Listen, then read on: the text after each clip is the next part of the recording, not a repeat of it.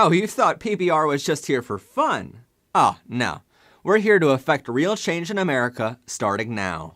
And rainbows have nothing to hide. Hello everyone, I'm Matt Haslam, and welcome to a very historic episode of Powered and Protected by Rainbows. While there are many hot topic issues up for debate this election cycle, possibly no issue is more important to our audience and to our team than equal rights for members of the LGBTQ. And that's why a few weeks ago we reached out to every candidate running to represent our area on the federal or state level to ask them these important questions.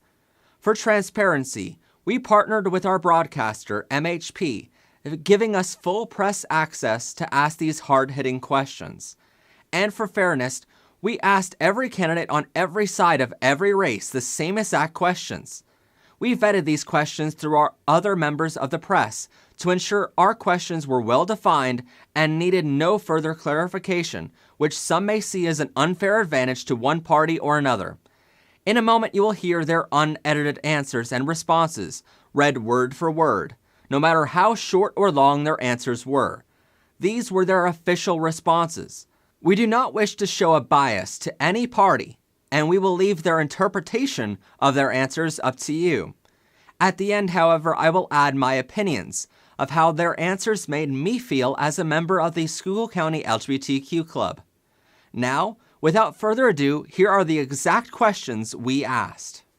1. Unlike some states, Pennsylvania is one of 28 states, the majority across America, which currently has no laws or executive orders to protect members of the LGBTQ community from being discriminated against and possibly fired from their workplace.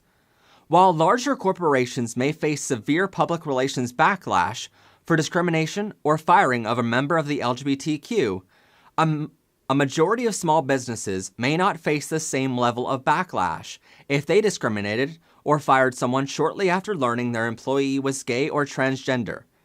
If elected, will you write and support non-discrimination legislation or executive orders which makes it illegal for any workplace or organization across the country or state to discriminate on the basis of sexual orientation or gender identity? Number 2. On June 26, 2015, the U.S. Supreme Court ruled in favor of marriage equality. However, no matter what party is in power or who is appointed to the Supreme Court next, many still fear this landmark ruling will be reversed at any time. For this reason, if elected, will you write and support official legislation in favor of marriage equality? Number 3. Finally, with 40% of high school LGBTQ youth seriously considering suicide across the country, according to CNN, and with more and more children across the country identifying as a member of the LGBTQ earlier in their lives, according to Out.com, if elected, will you support allowing and possibly mandating educators to teach LGBTQ issues in their classrooms, as well as allowing them access and permission to provide educational materials to students who request further advice?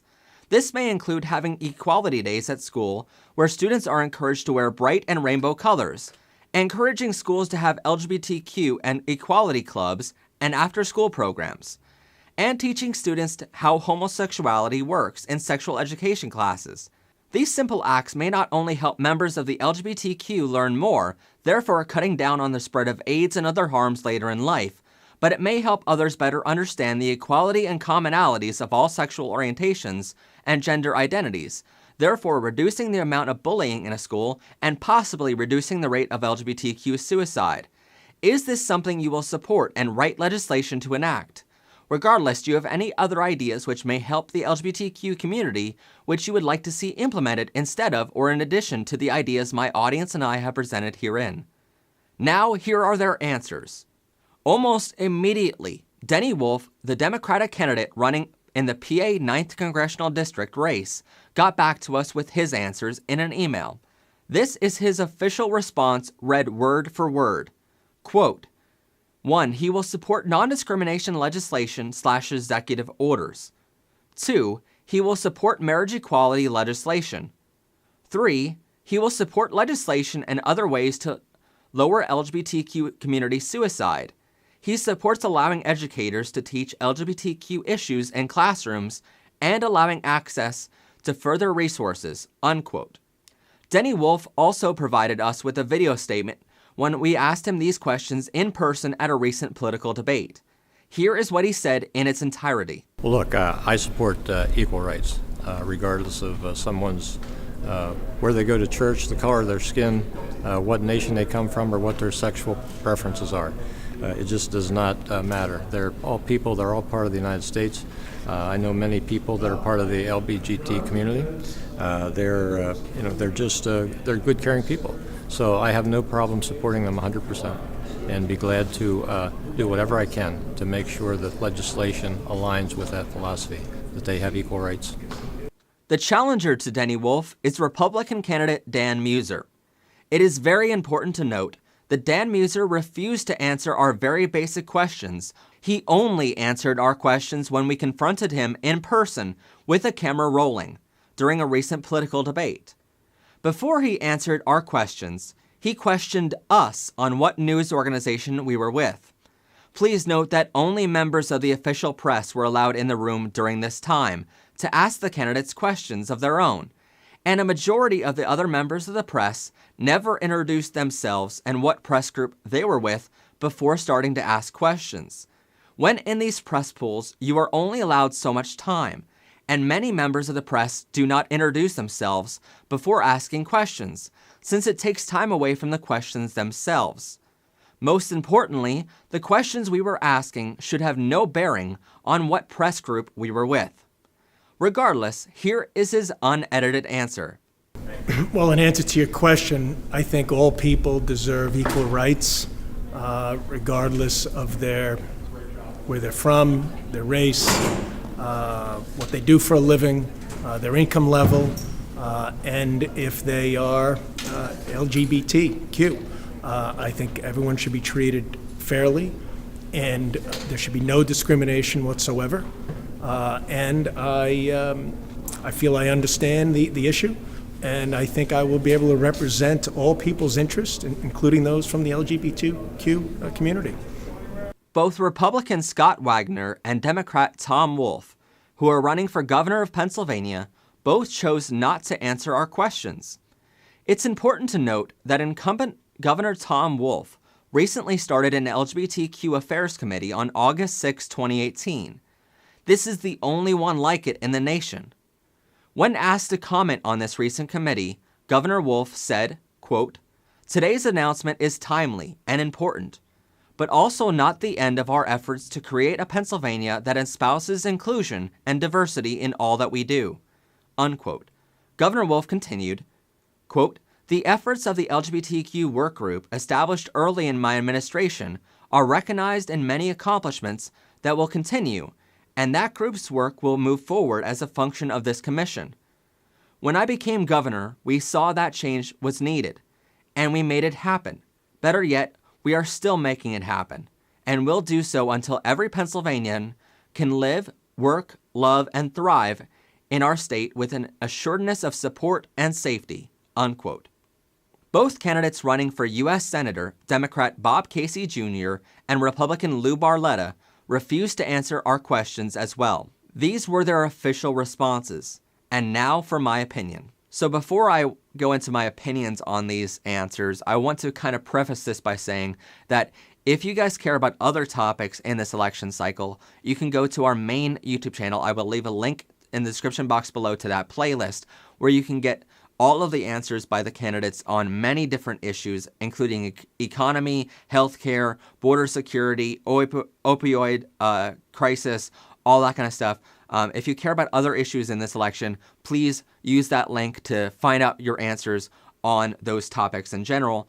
But if you care about equality, this is the episode for you, because that's what this show is made for. I don't want to put a bunch of political stuff on this channel because it's not a political channel. I'm not going to be pushing you even in my opinions later on here. I'm not going to push you to vote straight Republican or Democrat or independent or for any candidate in general. I'm just basically here to share with you the candidates' answers. As a member of the press, I was able to get into some of these places and ask questions to these candidates, I was able to reach out to them as a member of the press, which means they are basically forced to answer or blatantly refuse, which many of them did. So basically, I'm just presenting their answers to you guys, and you can make an informed decision from those answers on November 6th. I'm not going to be telling you, hey, vote for this guy. That's not the way I do things here. But with all of that said, if you care about those topics, please use the link in the description box below for those answers as well. But if you care like me, basically, I care about healthcare, I care about voter security, I care about all these things, but probably no more important to me is the topic of equality, because that's something that affects me directly, and it affects my boyfriend and I directly. And so I think that's a very major issue that no real debate this election cycle has even covered at all. And that's why I'm covering it now. So with all that said, here's my opinions on it. It's pretty obvious what happened this entire election cycle. You have the Democratic candidate, Denny Wolf, who got back to us immediately with his answers from his campaign. And even though his answers came from him, it actually was an email from his controller, which many times happens in an entire campaign of people. You have hundreds of people working for you, and it's impossible to answer every single press question yourself. So I completely understand that, and it's from the campaign, which means it's his official response to it. Those people are acting on behalf of him and giving responses to questions just like he would. So I completely trust that, and we even confronted him in person with these questions and asked them him directly, and he gave this same exact response to us, basically. It's very telling in that race for the PA 9th Congressional District, where you have Denny Wolf getting back to us immediately and then very happily answering our questions in person, and then you have his opponent and refused to answer our questions blatantly in emails, and then basically, when we confronted him in person, he didn't even want to answer our questions until he knew exactly who we were with, which is not a question you ask the press when you're in a press pool situation. You don't just ask people, oh, who are you with again, after they ask you the questions. That's not something you do. So for me, it was very telling that he did not want to answer these questions. And even when we asked the questions and even when he answered, it was a very stock answer. And to me, that is telling more than anything. And that's why I noted it in the answers above. Then you have other races where basically Tom Wolf running for governor and his opponent, Scott Wagner, both of them didn't get back to me, which is kind of surprising. But Tom Wolf at least does have this precedent of he has stood up for the LGBTQ community in the past many times, including this recent committee, which is basically all in favor of trying to get equality in our workplaces. That way we're not fired, we're not discriminated against anywhere. And I think that's more telling than anything. Any kind of statement he could have made directly to our questions, I think that answers my questions in general. And that's why I did note it above. And so you can kind of make your informed decision with that. And maybe the Republican candidates did have their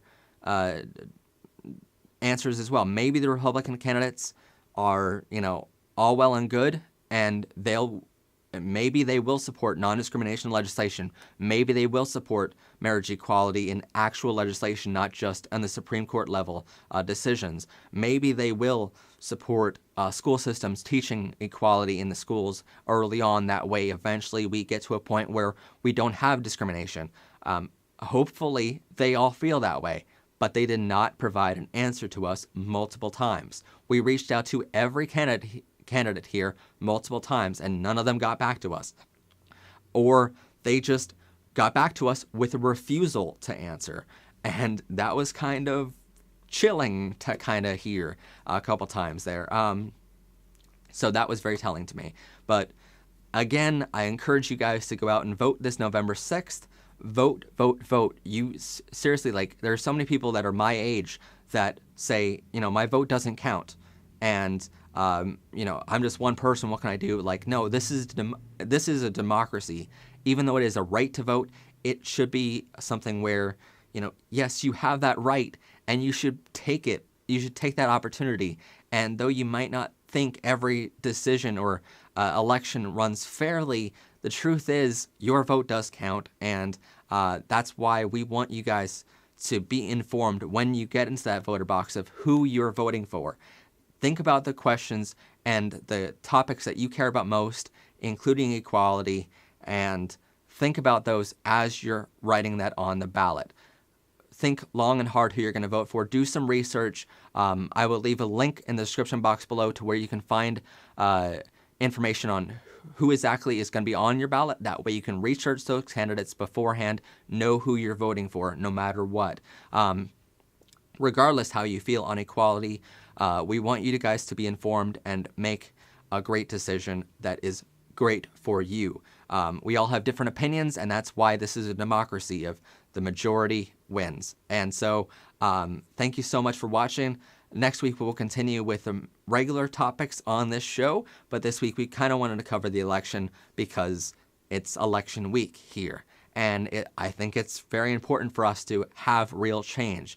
Soon coming up, we will have some things on the candidates as well once they get into office of pressuring them to actually make these changes. But I wanted these changes and these answers on record. That way, in case they don't do this, next election we can come back and say, hey, we have you on tape saying you're going to do this, and now you didn't.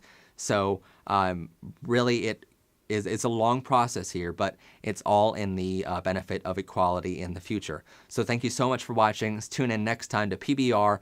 And as for right now, I'm Matt Haslam, and see us next time here on Powered and Protected by Rainbows.